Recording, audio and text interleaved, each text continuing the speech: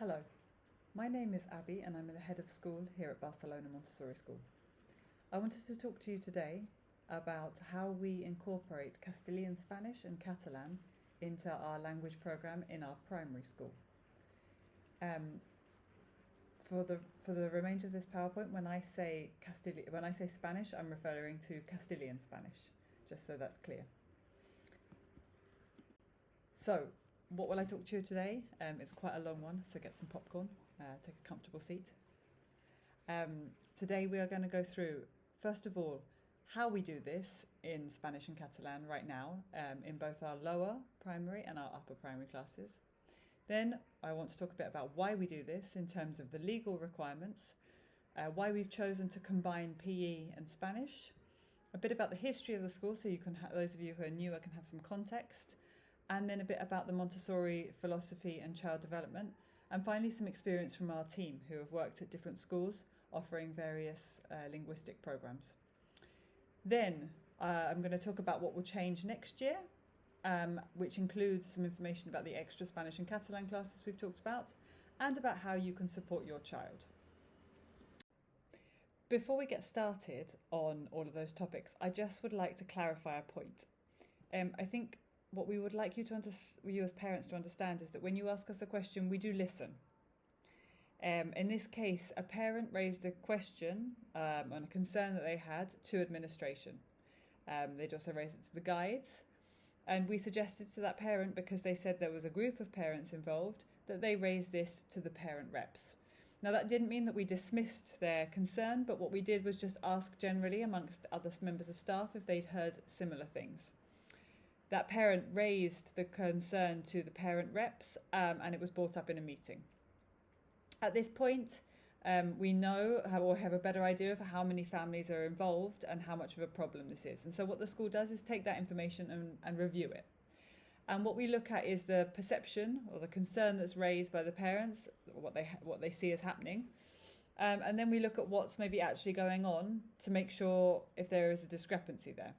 Because we know that sometimes we don't always communicate everything we do as well as we could. And so the first thing we need to do is make sure that we're all coming from the same point of view and wanting, and we've understood as well the concern that the parents have and what sort of changes they'd like to see. And then we look at the context within which this is operating. How many children involved, how many classrooms might be affected by this issue. And once we have an idea of what's going on, we look and we meet and we discuss the options for change or growth. And this is taken from the stance of the individual child, because we always try to keep the child at the centre of what we do. And once we've looked at the individual child or the individual children involved, we look further on. We look at what is suggested by the Montessori philosophy. We look at our legal position as a school, as a business, any insurance issues that might be involved, and our responsibility for education. We look at timeframes. When might parents be able to see any changes that they're suggesting? How quickly does this need to be resolved? Is it something that we can resolve simply, or is it something that will take several years? We then look at budgets for this year, for following years. And finally, we look at the effect of any changes on our community as a whole. And then finally, we make a decision. And I want this to be very clear for everybody. This decision comes from the school administration department. That does not include investors. We have a board of investors, but this is a silent board of investors. They do not take decisions that are based on the day-to-day running of the school. They take decisions on bigger budget issues and direction for school growth, but not normally on ones that are brought up during parent rep meetings. And in particular, any parents who have or family community members who have lent money do not get a say in the decision making of the school. And we know that this is something in the past which has put people off lending money, perhaps. But unfortunately, as a school, fortunately or unfortunately, the decision was taken that we wanted to ensure that we had we could maintain as a school administration the decision-making process without pressure from investors or lenders to move us in a particular direction. Now I'm going to pass you on to Celia, who is our current Catalan teacher, but next year will be the Spanish and Catalan coordinator, and she's going to go through with you how we do Spanish and Catalan now in our primary department. Well, how do we do Spanish in Catalan now? Students in primary are currently doing the following activities in Spanish and Catalan. They have 2 hours per week of physical education and Spanish with Diego. They also have 2 hours per week of project-based learning in Catalan and cultural studies with Celia. Music activities are held along the week in Spanish and Catalan in the school. Swimming lessons are given by local staff in Spanish. We do different going outs and coming ins, both in Spanish and Catalan. For example, we visit the local public library and market, we went sailing, or did fencing at the local sports center, just to name a few. We also do excursions and day trips, for example, the visit to the Bosque Vertical at the beginning of the school year and the colonias at the end. Then, during lunchtime, the monitors and kitchen staff speak Spanish to the children. So what do we do and how do we do Catalan and Spanish in lower primary? In lower primary, we focus on oral and listening comprehension skills first, especially the first 2 years of primary. Just to give you a few examples, in Catalan, we do different projects throughout the year. For example, the market project, as you will see later, the activities are related to this project are not only based on food, but also related to nutrition and healthy habits. Or for example, International Women's Day, which we work for a whole month actually. In Spanish, in lower primary, we start focusing on instructions, understanding and following them. Also to play different games. And we promote to play those games during playtime. The high-level second years and third years are introduced in both languages, the sentence building and structure. We also introduce reading comprehension activities and more written activities too. In Catalan, there is a more developed written work, reading and spelling activities relating to cultural and geographical studies.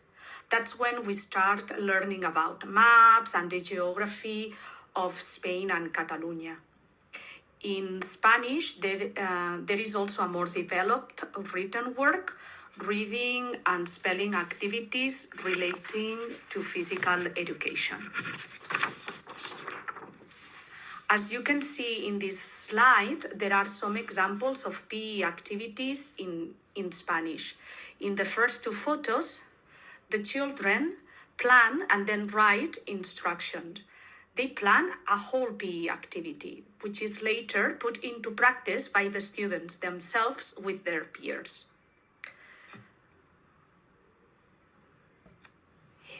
Here we can see some examples of Catalan activities in lower primary. The first photo is about written vocabulary after they learned the names of the continents and where to place them. This activity was related to a little project about the Olympic Games we did at the beginning of the school year. Then in the second picture, you can see an activity linked to the local market project. It is actually about nutrition, where the children had to plan a healthy meal, a healthy plate. This is actually a reading comprehension and vocabulary activity. And in the third picture, you can also see an example of a vocabulary and written activity. In upper primary, we focus on the 4 main skills of language learning, which are local, oral, listening, reading comprehension, and writing. We keep carrying a wide range of events and studies throughout the year related to different festivals. For example, Christmas, Carnival, Sant Jordi. There is a continuation of cultural and geographical studies. Then in upper primary, we introduce some grammatical and spelling rules in Spanish and Catalan. Also, we continuate the cultural and geographical studies. We go a little bit deeper into the knowledge of Spain and Catalonia. And we also introduce the digital literacy in Catalan and Spanish. For example, the use of online dictionaries, soft Catalan. What we do not encourage is the use of Google Translator. And here you can see some examples of activities in upper primary. The first two photos, you can see students preparing a whole PE session in Spanish, which includes the planning before the session and the carrying of the session. They are in charge. And in the third photo, you can see an example of a reading comprehension activity in Spanish. Here you can see just a few examples of Catalan activities in upper primary. The first photo on the left is a reading comprehension activity. The second one, as you can see, is related to the grammar. This is one of the grammar boxes the children do during the school year. And the last photo is an example of a research done by a small group of students about the Paralympic Games. Thank you, Celia. Now I just want to talk a bit about why we do this in terms of the legal requirements. And the first point I want to make sure that everybody is clear on, because I know that when I first arrived in Barcelona, I was not so clear on this point. And it's to do with the importance of Catalan in Catalonia. And as a school, we are a school in Barcelona, which is in Spain, but we are in the autonomous community of Catalonia. And there is a law that was established back in 2009 that establishes Catalan as the main language of instruction in schools in Catalonia. Now, that means if we were to be a school that was only authorised by the Generalitat or the Consortium of Education, then we would have to teach primarily in Catalan. As we want to teach in English, we must register ourselves as an international school, where English is a majority language. But as a school in Catalonia, we still have to teach Catalan. We cannot be a bilingual school of only English and Spanish. We have to teach Catalan as well. And you'll see more about this in just a moment.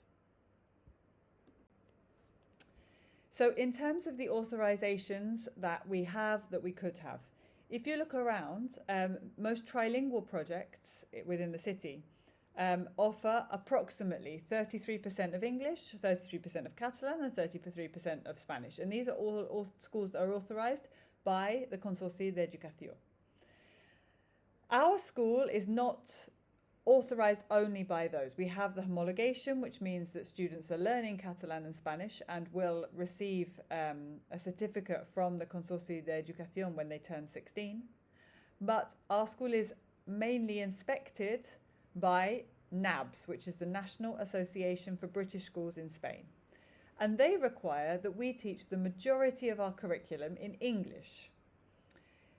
They give us the accreditation through the British Council, but I just want to make it clear that the British Council does not inspect schools in this way.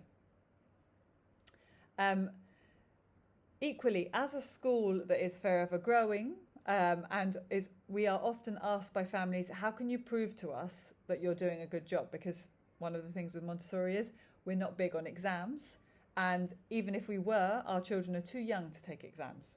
So having listened to these concerns that you raised in the past, what we've done is look at other accreditation organisations who can accredit the school's work that we're doing and tell you, yes, we think that they're doing a good job. Now, many accreditation agencies look at things like interactive whiteboards and the number of iPads that are available to students and the number of computers that are available to students. As a Montessori school, we don't want our school to be accredited based on those things because we don't want to have a minimum number of those in our classroom that gets higher and higher each year. It's not our way of teaching. So we've looked at certain accreditation bodies that we think would be useful for our school. And the ones that we've looked at require us to teach a minimum of 50% in English. Most international accreditations require this, with a minimum teaching in core subjects like English, maths and science. And we double checked with our NABS inspector just to make sure that we weren't missing something in terms of being able to teach more in Spanish and less in English. And what our inspector said was, sadly, you would most certainly fail the next inspection. I have no idea who they spoke to at the British Council, but for sure it was not the British side. Lessons other than languages must be taught in English. So that's referring to the Spanish and Catalan. We follow BSO, which is British Schools Overseas, which is an educational act which you can look up through the government website. This is dangerous for your school. So that's why for the moment we are not exploring a trilingual model at school. We will teach all three languages, but our majority language will continue to be English so that we carry on passing our accreditation inspections in the coming years. The next topic I just want to briefly address is a question raised by families. Why do we do this in PE and Spanish? Why do we combine the two? The main reasons are the following. You're probably aware that PE generally takes place outside of the classroom. And this is an advantage because that way we can promote the use of Spanish during PE lessons without it becoming something that the children get used to doing within the classroom setting. When we used to have our Spanish classes and Catalan classes mixed into our work cycle, it got very confusing for students what language they were speaking at what particular time. So for us, it's good to have PE outside of the PE is something outside of the classroom where we can promote the use of Spanish. Also, because speaking Spanish in PE fits with the following: the requirements from our inspectors who don't want children to be using Spanish in the classroom. Swimming, our swimming lessons tend to be in Spanish or sometimes Catalan, as teachers speak. And Spanish is the language of the playground. Even in Barcelona, where Catalan is taught as a majority language in schools, Spanish is the language of the patio.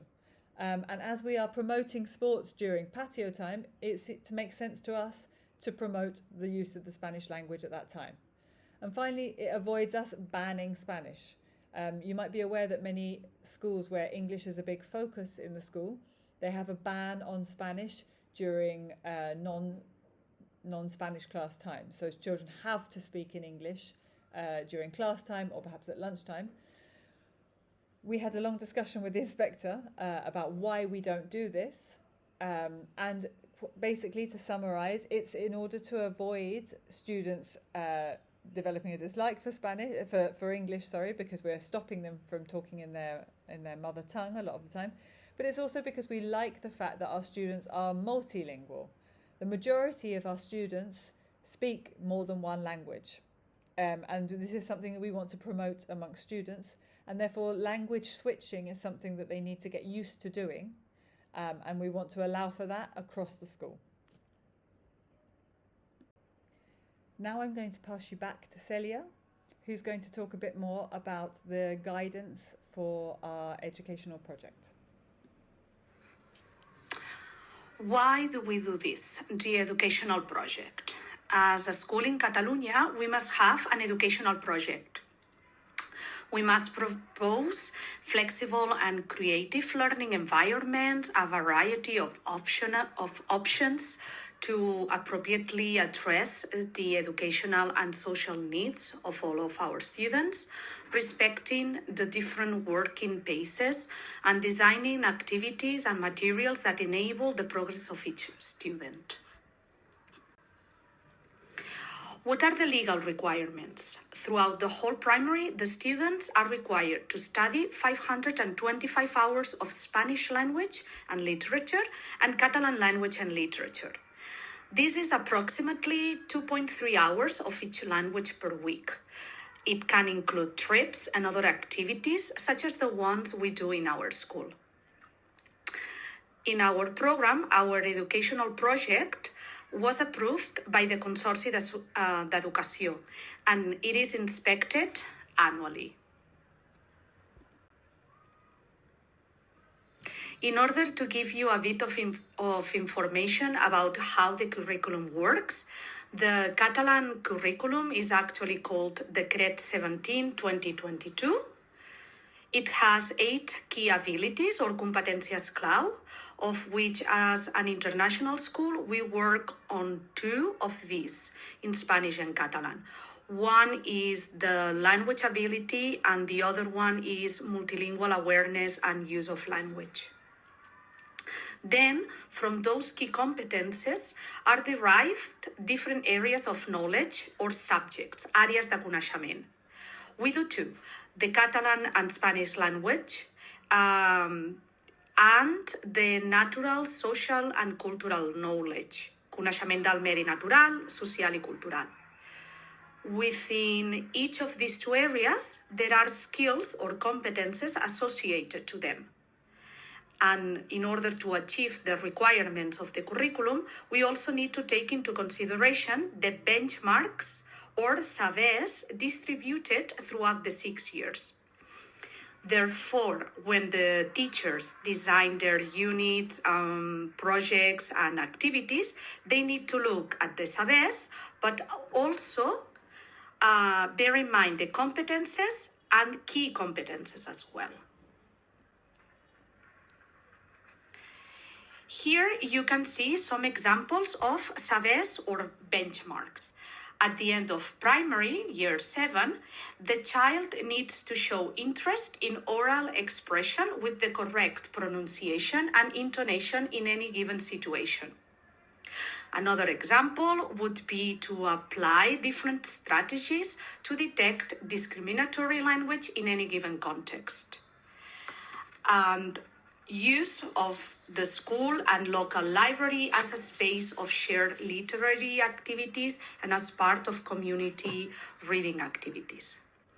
All of this is assuming that the child enters the school in primer de primària, year 2, and remains in our school until sisè de primària, year 7. The new students and the students with special educational needs receive, both in Catalan and Spanish, differentiated activities and assessment strategies within the same classroom. Because as the Decret 150 2017 or inclusion degree establishes, long-term use of differentiated classrooms are not recommended.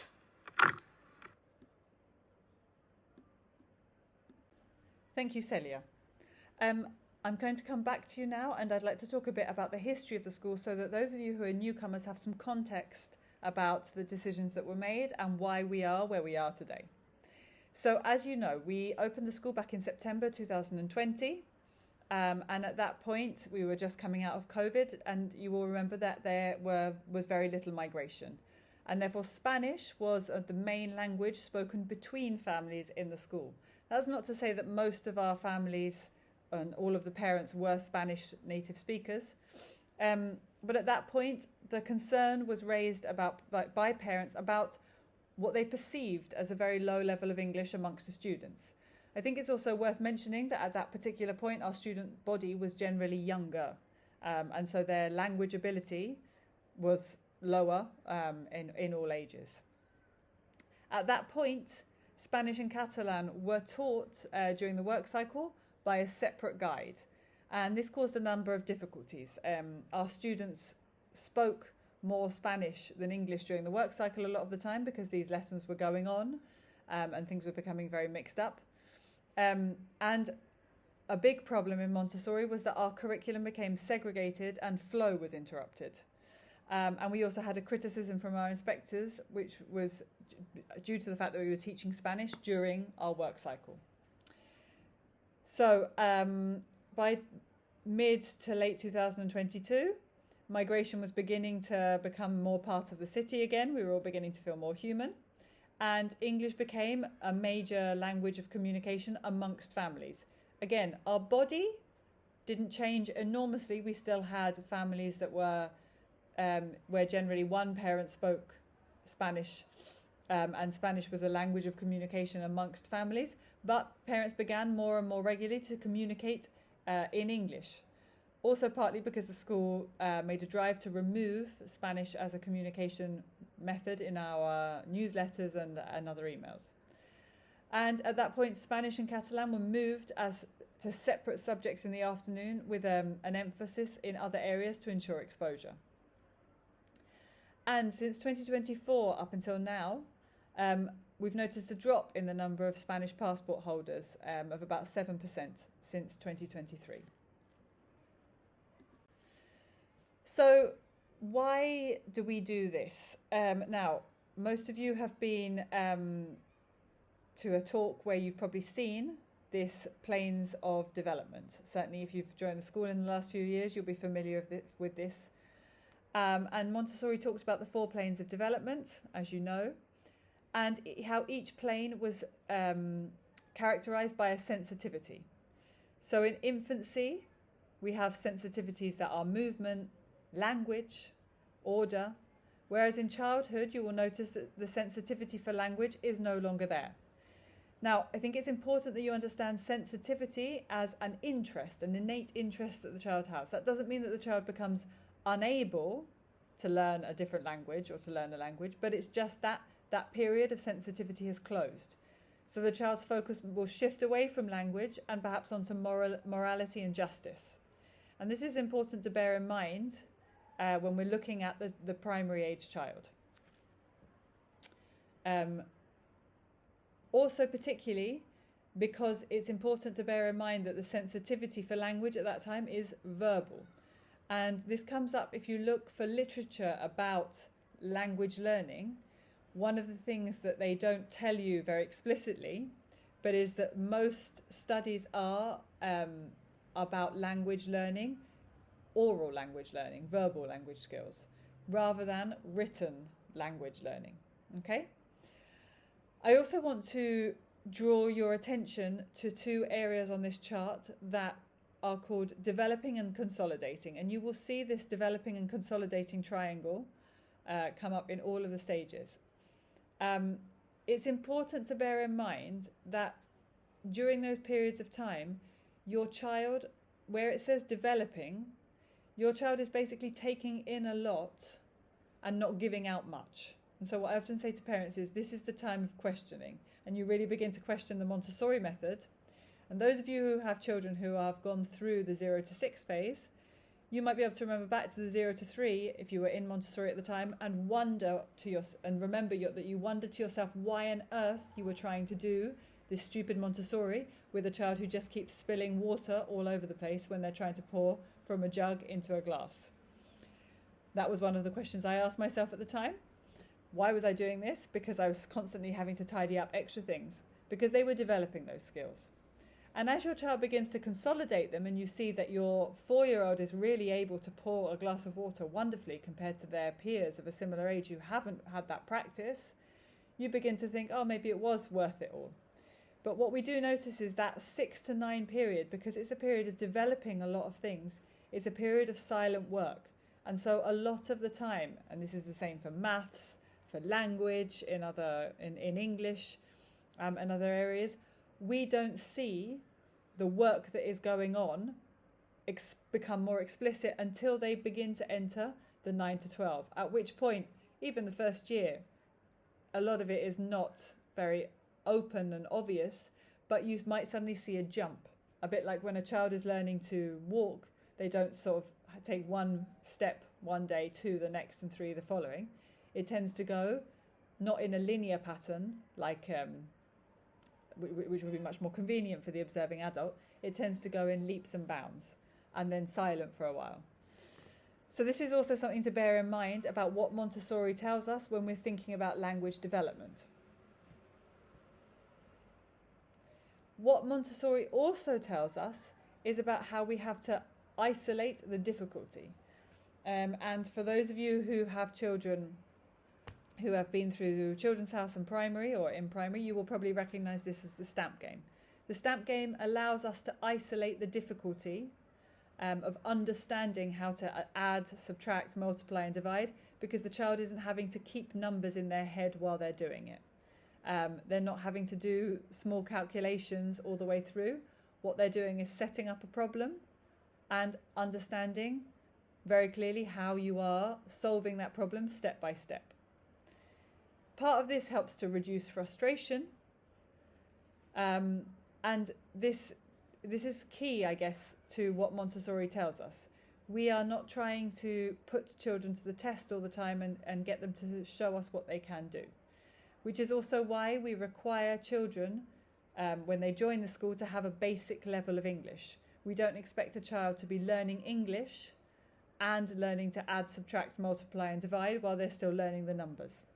And this is another reason why we wouldn't want to incorporate activities into the work cycle that are Spanish and Catalan, particularly for those newly arrived, because rather than necessarily making them learn the language much more quickly, what it can do is create moments of frustration where they're unable to get to the new activity that they're doing and unable to understand it simply because they don't understand the language. And you can see this this is discussed in various scientific papers, where you see that children aren't able to meet the learning outcomes, we'll discuss this further, because they're done in another language. And this relates to the deep understanding of language that students begin to develop as they move into primary. We're not only talking about a basic verbal skills in a language, we begin to analyse sentence structure, we analyse poetry, and if we're doing this in lots of different languages, particularly for those students who are newly arrived in Spain or in Barcelona who don't speak Spanish and Catalan, it's very challenging to do those kind of activities while you're still gaining a grasp of the language. I'd like to just briefly show you this diagram, which is Montessori's view of the cosmic education. And this was her view of the curriculum and how a way of showing how everything is intertwined. And you can see that there's a lot of arrows and it's circular. We're not having things divided up into blocks, which we often see when we look at a more traditional curriculum. And this all relates to flow within the classroom. Subjects flow into each other, and there are links created between different topics and different subject areas. If we start to divide this up into different languages, we will lose the flow of the classroom, because unless we are working in an entirely truly trilingual environment where all staff and all students are fully trilingual, switching between those languages is very difficult initially, which is why we stick to one language in the classroom in a Montessori environment. And if you look into it, you will be able to find there are numerous seminars, numerous moments where even truly bilingual societies, so for example, bilingual as in Spanish and Catalan, they discuss the difficulty of having those two languages in the classroom and how that interrupts. So if you're adding a third where the children have varying differences in the fluidity of those different languages, it becomes very challenging overall for the staff and for the students, and particularly if what we're dealing in that basis is non-native speakers or people who don't have necessarily the highest level. Because if we have a native speaking English teacher, we often get asked from outside of Spain, not always, some of our teachers are fluent in all languages, but it's extremely complicated to manage that and without disrupting the flow when you have two languages. But when you're adding a third, it becomes even more difficult. So while traditional classrooms deal with that problem by segregating languages into hourly blocks and having different people do different languages and therefore different topics, so some schools might do maths in English or they might do science in English, when we do that within a Montessori environment, we really disrupt the flow. And in all honesty, if it was a bilingual environment of Spanish and Catalan, it's something that we as a school might consider because there are similarities in the language. But really, we don't want to offer you something false that we know that we're not going to be able to do, which would be a trilingual school in this sense. It would also take away from the time that children have to explore, because they're having to learn a lot of different vocabulary to a high degree in the different languages. And we know that this could affect the motivation that students have behind the learning, because when we're learning another language, we need to have a reason to want to learn it, a social reason. And this is very important within Montessori. So why do we do this, and what other studies and evidence we have about this? And this information is provided by Laura, who's our curriculum coordinator for primary. So if you have any questions about that, I'm sure she'd be happy to answer any that you have. So what do we know? In early childhood, which goes from in Montessori 3 through to 7 years old, which is the beginning of primary, but it's still considered early childhood, there is an oral focus. And during these years, children's brains are very plastic and receptive to language learning. And you can see that most studies will tell you that children are able to learn a number of different spoken languages, and that it has many benefits. We see a greater ease of pronunciation and vocabulary. And there is a discussion at the moment about how much there is interference and whether this interference is a problem. But anybody who has children who are learning several languages will tell you that there is a level of interference that goes on. But because the children are young, they are less socially aware, they're not in a social period, they're not so bothered by their mistakes. And so this curiosity that they have and their ability to recognize linguistic patterns, this interest, this natural interest that they have, can mean that these linguistic patterns in the long term don't interfere with the development of what would be considered the mother tongue or the main language. And this is crucial when we're avoiding overwhelming students. So young students orally and verbally are good at learning languages. When it comes to writing, we tend to introduce it only in one language, and we'll talk a bit more about that now. So from around the age of 7 or 8, if a child is exposed from a very young age to several languages, so I'm talking from infancy, 1 or 2 years old, maybe 3 max, by the time they get to 7 or 8, they will be consolidating their verbal skills. But you know that even a 7 or 8-year-old child isn't speaking necessarily brilliantly the whole time. They might be losing their teeth, so they might lisp. And we know that talking affects a lot how you read and how you spell.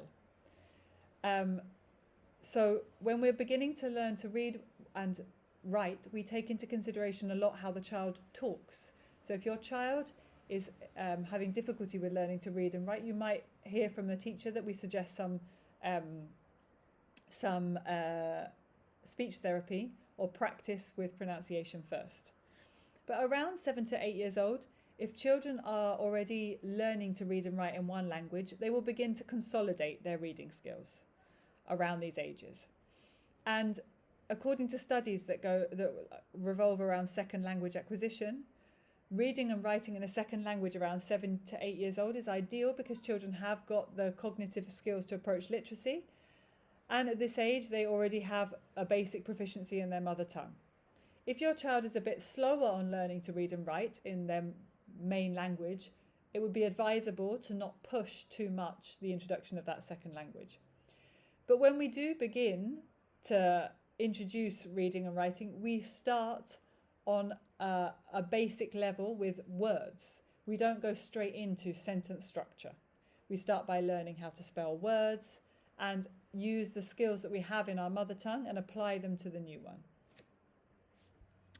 And there's a study, if you look by Janice 2008, or I'm not sure if I'm even pronouncing that right, Genesis, that states that the consolidation of language skills in the mother tongue should be a prerequisite before introducing a second language, especially when regarding reading and writing. Now, around the age of 9 to 10 years old, in terms of cognitive and linguistic development, children can handle multiple languages more flexibly as their brains have matured enough to manage these reading and writing in different languages. And introducing languages in terms of reading and writing at this point can be beneficial for consolidating and expanding their linguistic repertoire.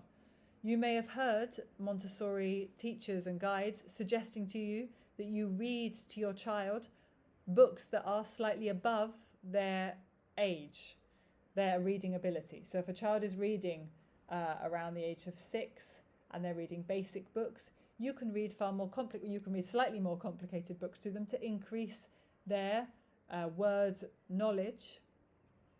And research shows that at this stage, the brain can process sounds and grammatical structures more effectively and facilitate the acquisition of written language. Now, some experience from our team. As you know, our team come with a number of years' experience behind them, and somebody who's recently arrived from Switzerland, Paulina, and she looked horrified when I mentioned the idea of a trilingual Montessori environment because she worked in a trilingual Montessori school, and she has some experience from those areas of the difficulties that they faced on a day-to-day level. And so Paulina mentions the fragmented language development that can happen but when we're sacrificing depth for breadth. And she says, especially in Barcelona, where English, Catalan and Spanish are relevant, schools may need to prioritise one language based on their community needs. Because if we're doing everything in 3 languages, we won't be able to do as much as when we do it in 1. She also wanted to note the peer influence is uneven but powerful. And where in classrooms where few children speak the targeted languages at home, and as we are a school within Barcelona and Spain, the majority of our students will speak, and the majority of international schools, in fact, in Barcelona, the students speak Spanish or another language that is not English at home. It means that meaningful acquisition of English will depend on social motivation. And if a child has got no personal incentive to use the language, for example, in play, friendship, or just genuine interest, language exposure will remain superficial. And we can often see this with children who, when they first arrive in the city, a tendency is to want to interact with parents or between parents where language is easy. And if you're an English speaker, it's very easy because most people speak your language.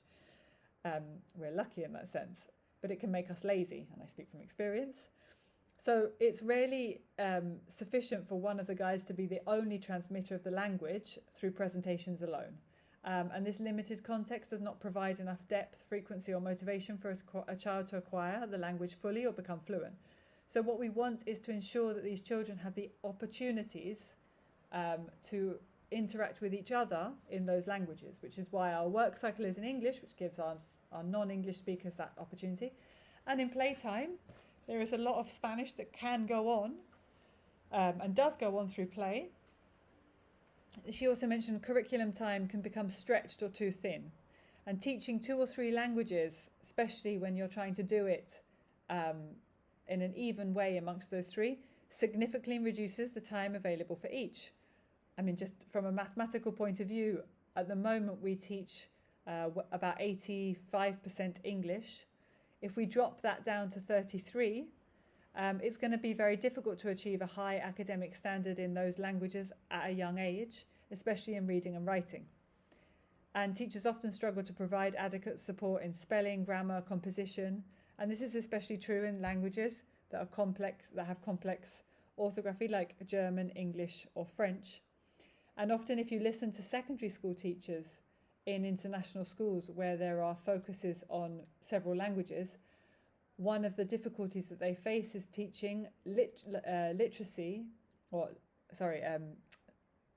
books and understanding of literacy to a high level, because the children have not got that depth that is required to analyse poetry and analyse more complex literacy at the levels needed in all 3 languages.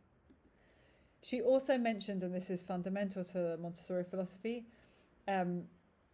the increased parental burden, which can be incompatible with the Montessori philosophy.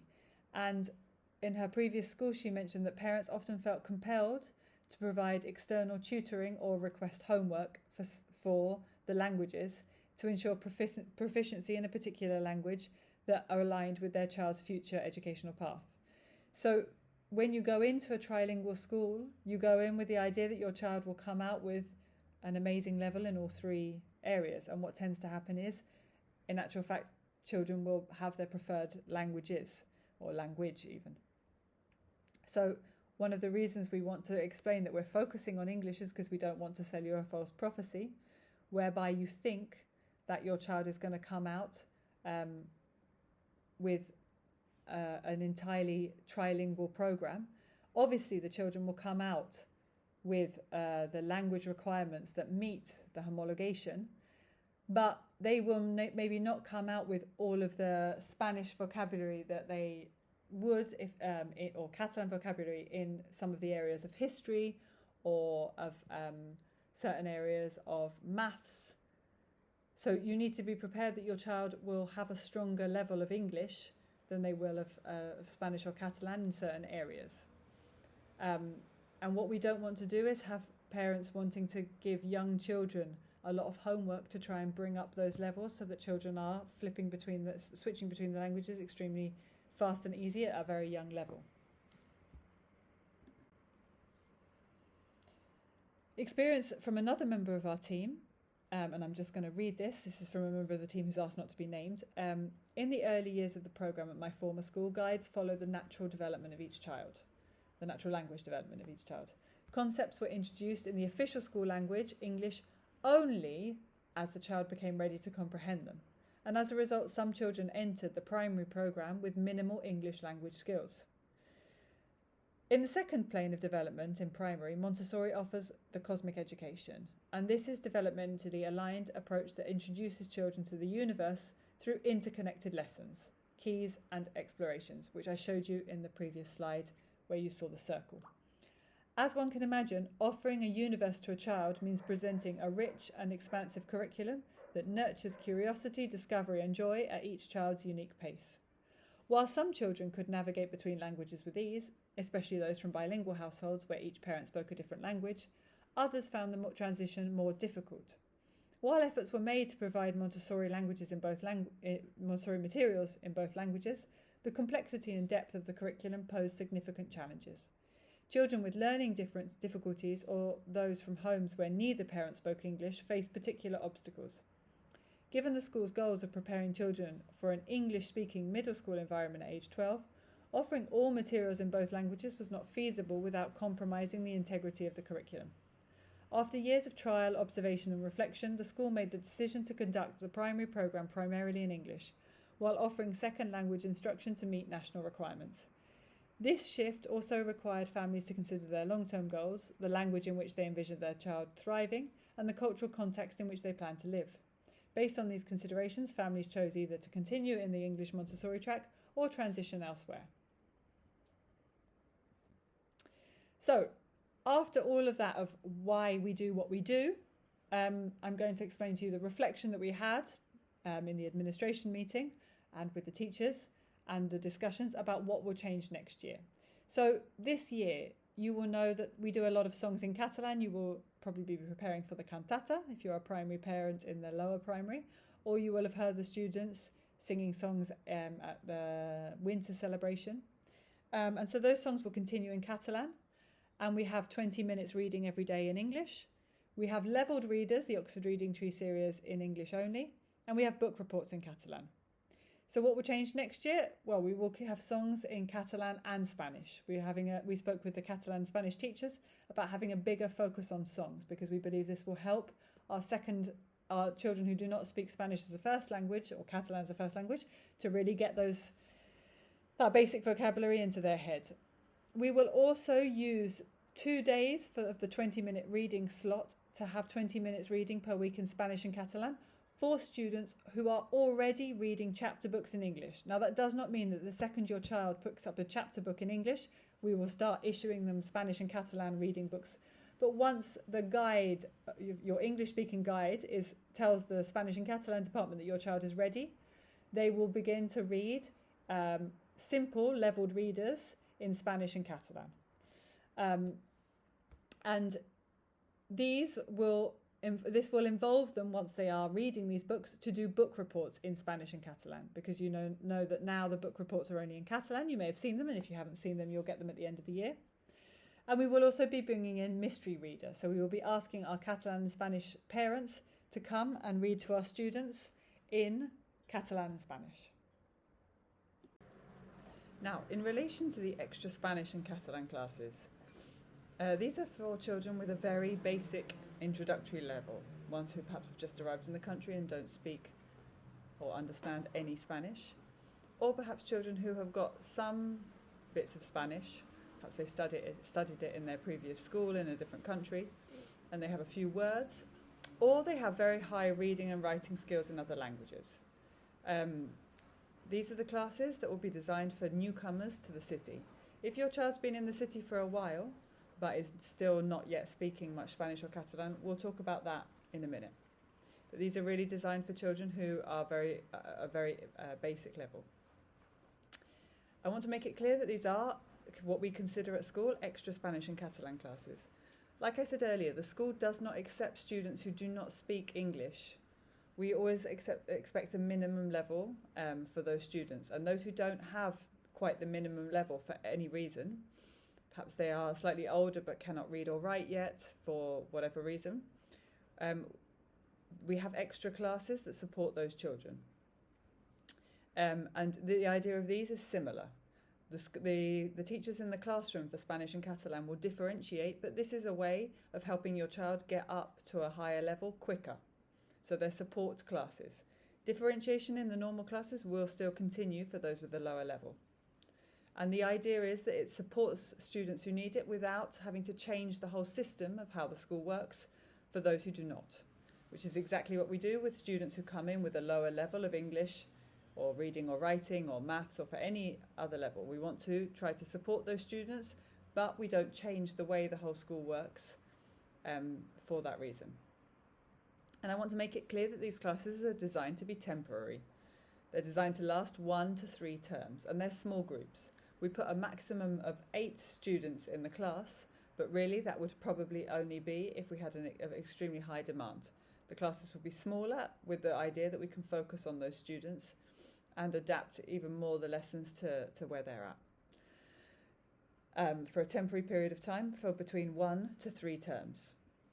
Also, to make it clear, the after-school Spanish classes will still exist, but with these there's a different focus, and we've seen how some children are enjoying these after-school Spanish classes, but these are designed to be slightly more intensive and very much more Montessori based.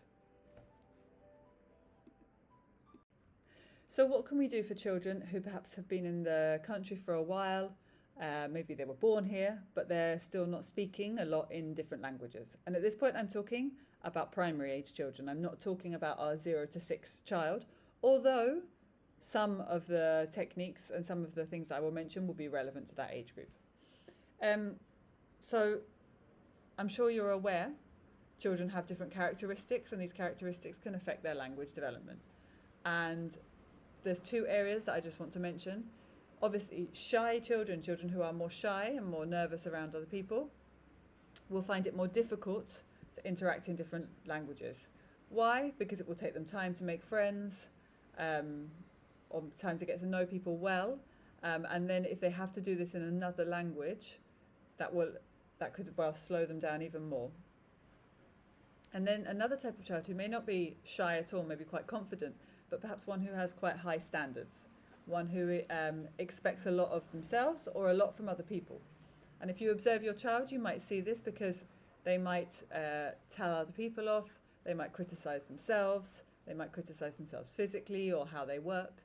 And a child like that is going to be more nervous or more aware when it comes to taking risks and not wanting to fail. And so this can affect how quickly a child is willing to start talking in another language or reading or writing. They will probably understand, but they might tell you that they don't understand. They might not respond to instructions. Even though they understand them, they might not respond because they don't want to make a mistake, because they're not 100% sure, because it's not something that comes completely naturally to them. And so these children will begin to respond and also to express their language development often more slowly than other peers. And then we can have emotional blockages that affect learning. Children who are more anxious might be more likely to be slower in their language development, as they're in their second language development, for the same reasons as a child who has high standards. They fear failure, or they're more nervous about making mistakes, or they're more nervous about something happening when they speak in the other language. And then, of course, we have our children with learning differences or difficulties. We know that autism can affect language expression. We also know that dyslexia affects language development, and that may affect a child's language development more in terms of the written or the writing part, but again, it depends on the age of the child. A child, as they get older, will become more aware of these differences and may have the idea that they're not so good at languages, and perhaps this translates to other languages that they could potentially speak. And then ADHD or ADD can also be affected, can also affect language development, and children might find it harder to focus, to listen to the second language, and if it requires a more conscious effort for them to learn it, then it will be more difficult.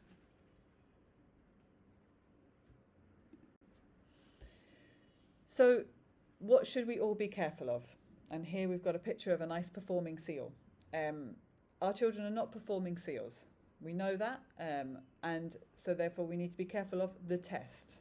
It's typical when our child can do something that we can't, that we might want to show off their skills, or we might want to check what they know.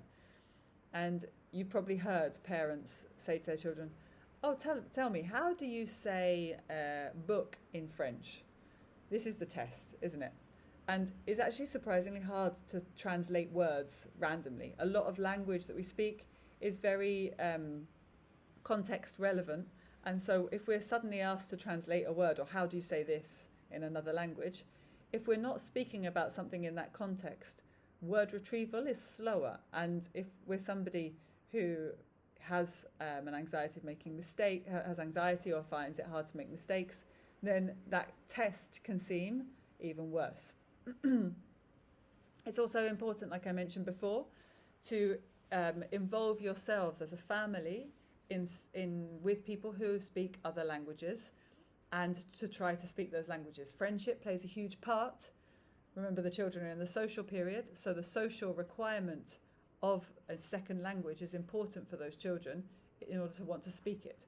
We want to ease them in gently at school, but that social need needs to be there in order to want to play and to be able to wanting to use those languages. They say that we need about 500 words in order to speak a language, or to begin to speak a language. So children will often get by with even fewer and be able to interact with other children with less. But in order for them to want to speak it more regularly, or to be able to understand and respond to that language, we need to create that need in them. And this is maybe, and the next point, it means that you need to look perhaps more at yourself as a parent or parents, or those people around you. English speakers often have an anxiety around languages. When I first moved to Spain, I didn't speak any other language. I'd learned German at GCSE, and I'd not done especially well in French. So I didn't expect myself to learn Spanish at any point, really. And that anxiety we can pass on to our children if we don't face it. So perhaps part of facing our fears is to say, okay, this makes me really nervous, but I'm going to do it. I'm going to get myself in classes. And I wouldn't stop with just classes. You could do a language exchange. You could go out and meet people. There are plenty of activities on Meetup and various platforms like that, where you have the opportunity to go and meet with these people and practice the language. Equally, avoid mistake avoidance. When you go into a shop, you don't know what something is, you can try describing it in another language. You can look it up and try pronouncing it rather than asking Google Translate to say the word for you. All of these things show children that we're ready and able to make a mistake, and we're happy to try to get our point across. Equally, if you know you're only in Spain for a year or two, try to avoid the idea that we're going back soon. Talk about this as something where we may well stay if we really like it, even if you know your visa's going to run out. For children, for some children, it can be hard to make these friendships. And as we mentioned already, friendship plays a great deal in language learning. And so if your child's reluctant to make friends, the chances are they'll be reluctant to learn the language. And all of this can be explained. They can explain to themselves because they're going back soon, so they can avoid it. It's not something permanent, and therefore they don't need to stay. Then, when we talk about others, it's important to not criticize other people's bad language skills. And I don't mean swearing. What I mean is maybe we have a grandpa who speaks really bad Spanish, or there's a friend of mummy's or daddy's who has been here 13 years and hardly speaks a word. All of these things, while we're not criticizing the child, what we're showing the child is that everybody is open to criticism and that people will criticize. So whilst you're not criticizing them, they may feel that they could be criticized. You are a critical person. And then finally, be aware of adult centricism. Adult centrism. We need to think that children don't see the world in the same way that we do. And things that are important to us are maybe not important to them. Maybe for them it is less important that they speak Spanish right now because they're busy making friends, they're learning how Montessori classroom works, they're busy learning a lot of other things and a lot of different topics, and Spanish is just to them one of them. And when they go around the city, they see that, we hardly need Spanish because a lot of places that we go and a lot of people we see don't speak Spanish. And maybe they have a few words and that for them is enough and they're not worried. And so also try to bear in mind that this is a journey for them that is not the same as your journey. Your language learning journey is not theirs, and they will live and experience this in a very different way to the adults around them.